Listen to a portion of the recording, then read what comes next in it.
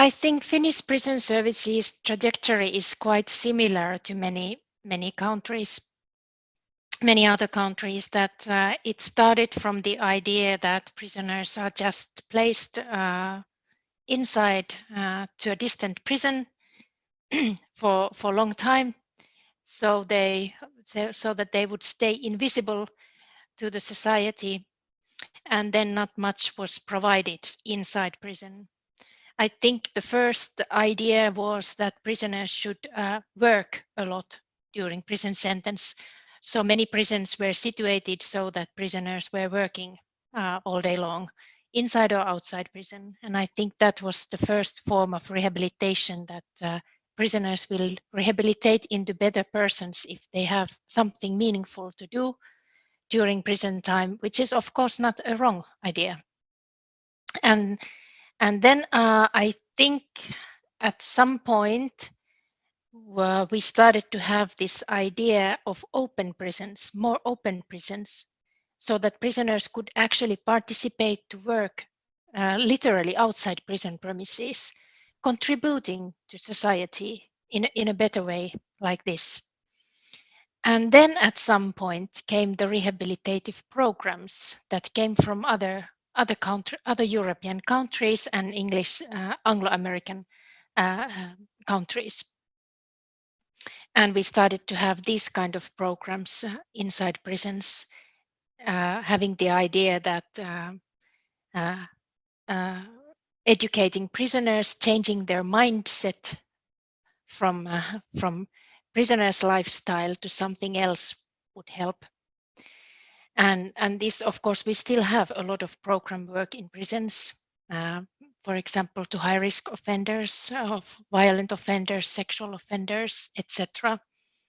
And then I think the first psychologists and social workers had already come earlier to prisons to give so-called therapeutical help to prisoners. And I think also during those times that the so-called program work came, we started to understand the meaning of education during imprisonment. So basic schooling, high school studies, even further studies, and most important, I think, vocational studies. So not only working, but that you are actually doing some kind of a degree through your work. So vocational training. And I think then the latest new forms are related to trauma-informed practices.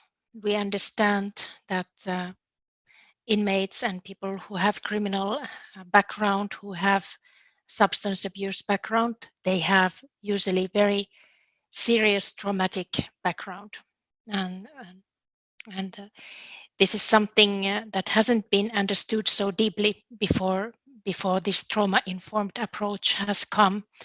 And also the idea of restorative justice, which kind of tries to heal the whole package, not only the offender, but the offender, the victim, and the society, with the idea of reintegrating and having the opportunity to really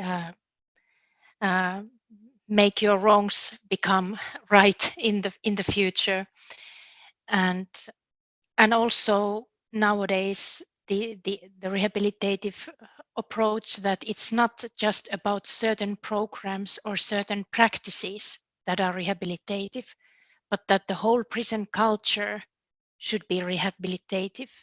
The basic work and communication from staff to prisoners should promote rehabilitation. So all actions inside the unit should be rehabilitative and should carry the idea of reintegration, the normality principle. That is how we do in the society. This is how we help people in the society.